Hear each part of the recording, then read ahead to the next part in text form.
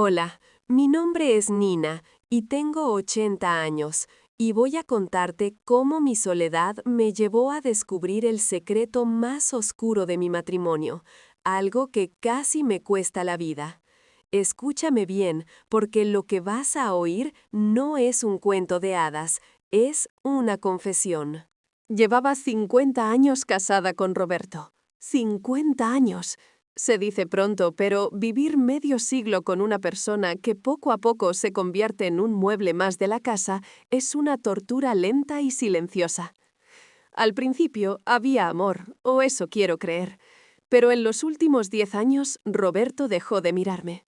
No es que me tratara mal, no me golpeaba, no me gritaba, simplemente yo dejé de existir para él. Me convertí en una sombra que le servía el café, le lavaba la ropa y se sentaba en el otro extremo del sofá mientras él miraba la televisión. Esa invisibilidad duele más que un insulto. Te hace cuestionar si realmente estás viva. Yo me miraba al espejo, veía mis arrugas, mi cabello blanco y me preguntaba si todavía había una mujer debajo de esa piel de anciana. Roberto pasaba sus días pegado a su teléfono o saliendo a caminar durante horas, regresando sin una palabra de afecto. La casa se sentía enorme y fría, y el silencio era tan denso que podía escucharlo zumbar en mis oídos. Necesitaba sentir algo, cualquier cosa, antes de que mi tiempo en esta tierra se acabara. No quería morir siendo la sirvienta invisible de un hombre que ya no recordaba mi nombre, a menos que necesitara sal. Todo cambió el día que mi nieto, Lucas, me regaló una tableta usada. «Para que leas noticias, abuela», me dijo. Pobre ingenuo. Al principio solo la usaba para ver recetas y fotos de la familia, pero la soledad es una consejera peligrosa. Una noche, mientras Roberto roncaba en su habitación, hacía años que dormíamos separados, vi un anuncio. ¿Te sientes solo? Encuentra a alguien que te escuche. Mis dedos temblaban. Me sentía ridícula, una vieja de 80 años buscando aventuras digitales. Pero el deseo de ser escuchada fue más fuerte que la vergüenza. Me creé un perfil. No puse mi foto real, por supuesto. Puse la foto de un paisaje, un atardecer melancólico, y elegí el nombre de usuario Flor de Otoño.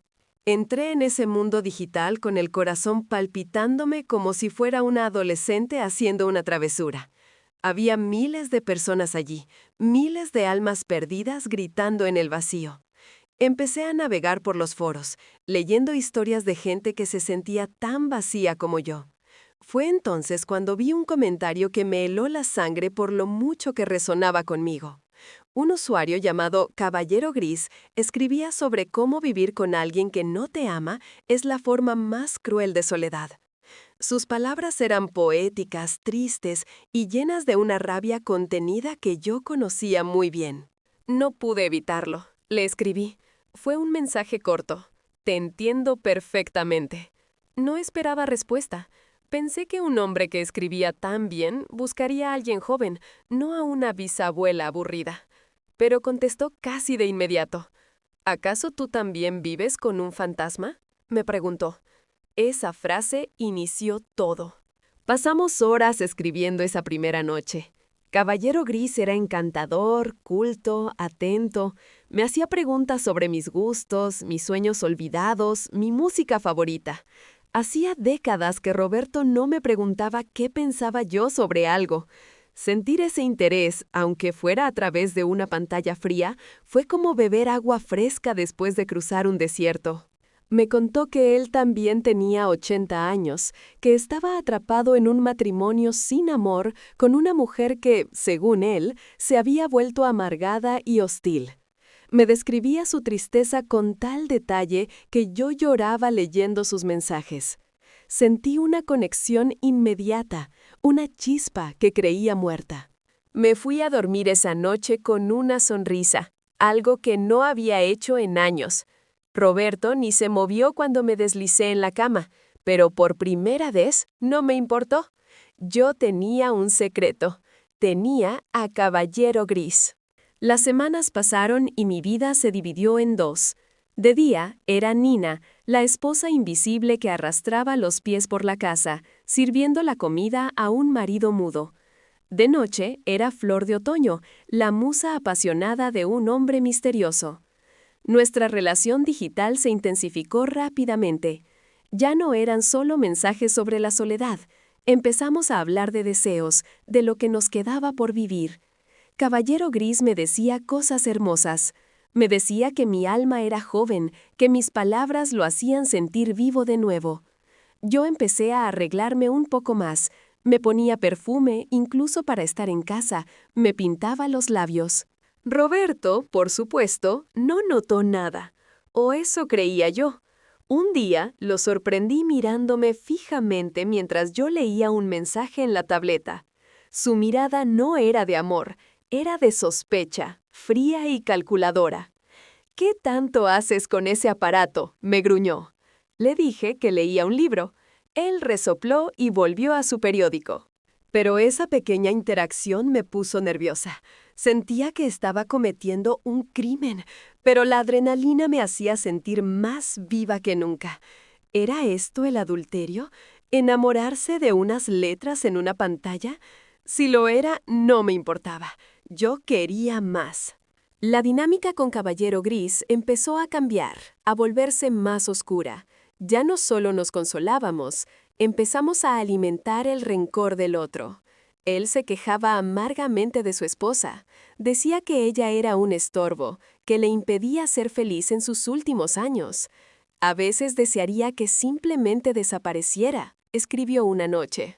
Yo, cegada por la complicidad, le confesé mis propios sentimientos oscuros hacia Roberto. Le dije que a veces miraba a mi esposo y sentía que estaba viendo a mi carcelero. Nos retroalimentábamos el odio hacia nuestras parejas.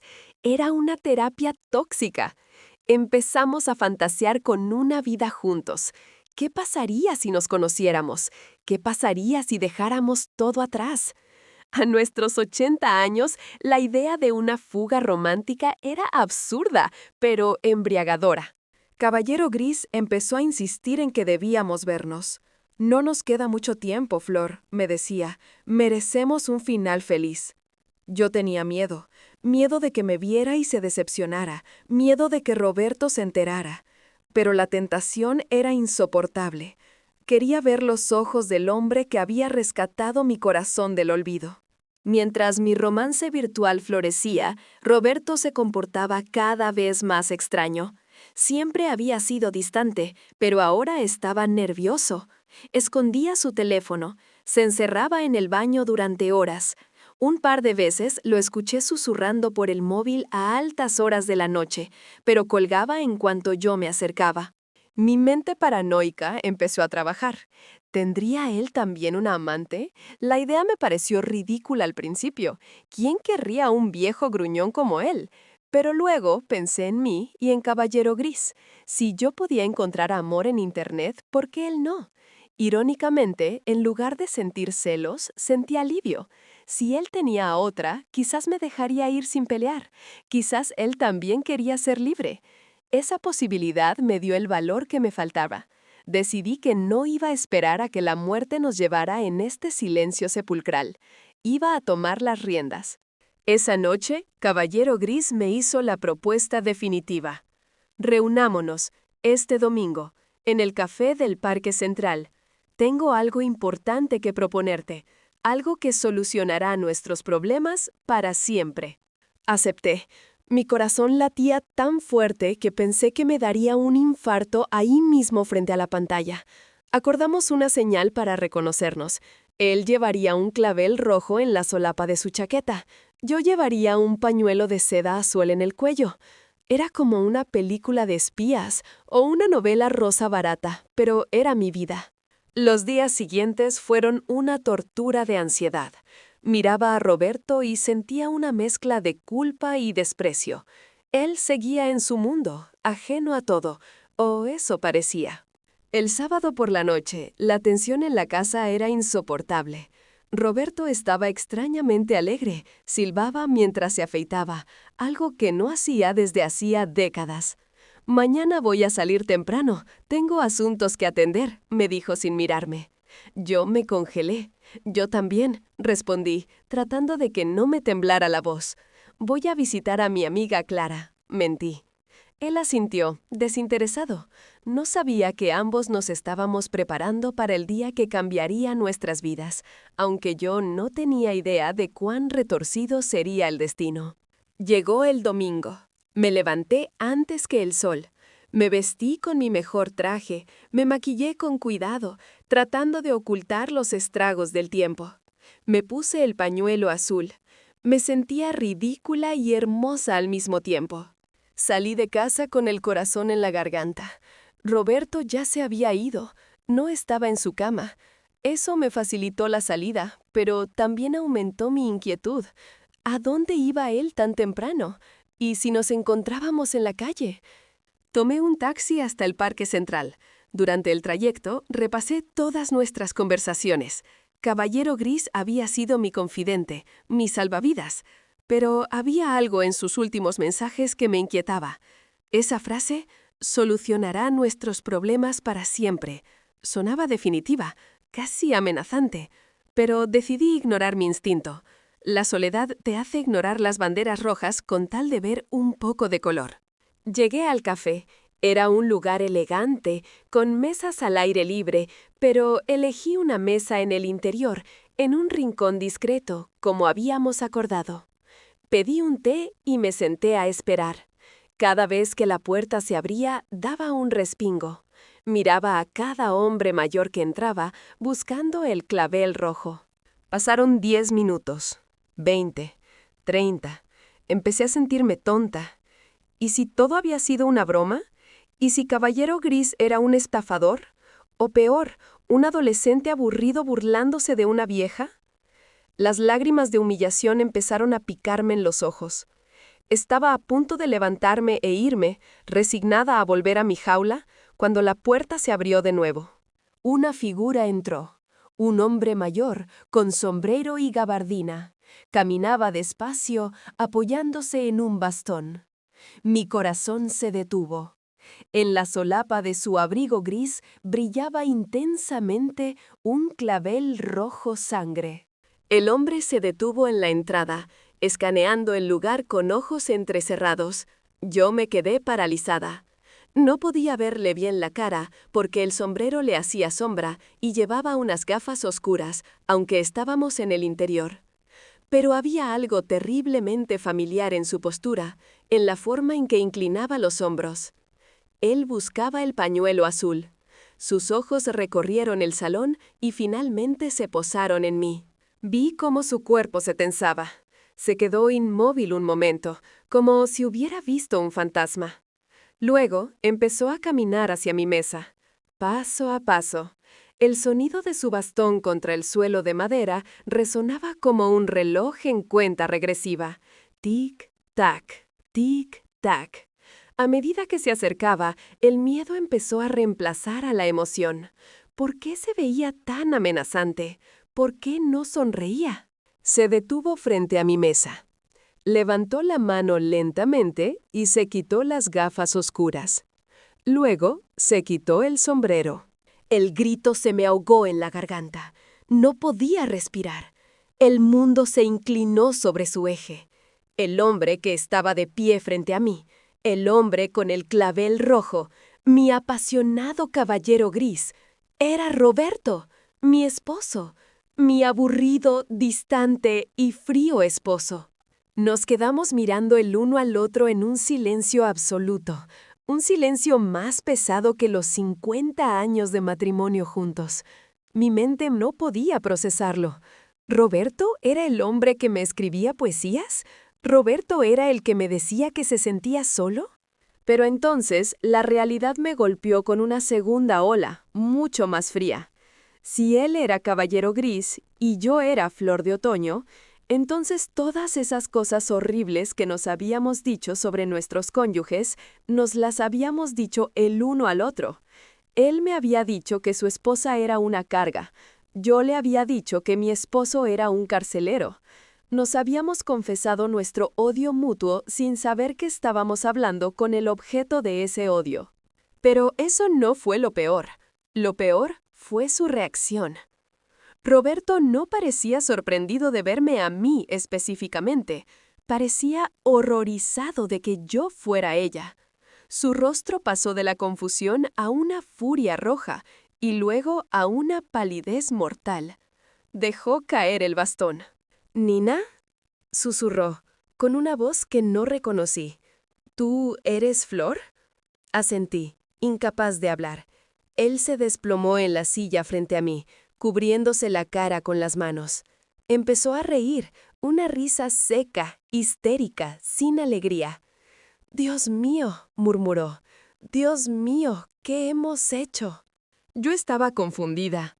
«Roberto, ¿por qué te ríes? Nos hemos encontrado. Somos nosotros. Quizás esto significa que todavía hay algo, que nos enamoramos de nuevo sin saberlo». Traté de buscar el lado romántico, desesperada por salvar el momento.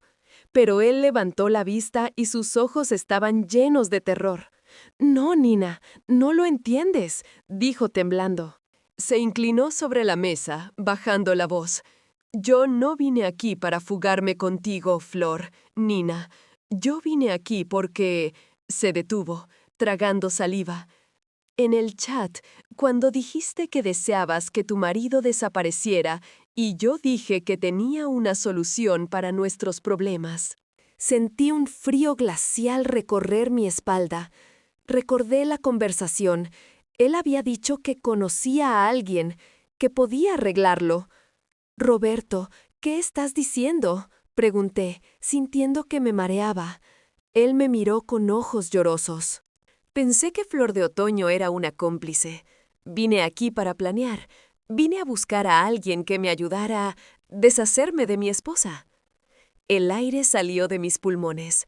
Él no había venido a amarme. Había venido a conspirar para matarme. Y la ironía suprema, la broma macabra del destino, era que yo había venido buscando al hombre que me ayudaría a dejarlo a él. Nos quedamos allí, dos ancianos sentados frente a dos tazas de té frías, unidos por el vínculo más oscuro posible. Ambos queríamos destruir al otro, y al hacerlo nos habíamos encontrado de nuevo. No hubo gritos, no hubo escena, simplemente el peso aplastante de la verdad. Roberto lloró como un niño, pidiendo perdón, diciendo que era la soledad, que no sabía lo que hacía. Yo no lloré. Me sentí extrañamente vacía, como si me hubieran arrancado el alma. Nos levantamos y volvimos a casa juntos, en el mismo taxi, en silencio. No nos divorciamos. A los 80 años el divorcio parece demasiado trámite. Seguimos viviendo en la misma casa. Roberto volvió a ser el mueble silencioso, pero ahora hay una diferencia. Ahora, cuando nos sentamos en el sofá, nos miramos de reojo. Él sabe que yo sé. Yo sé que él sabe.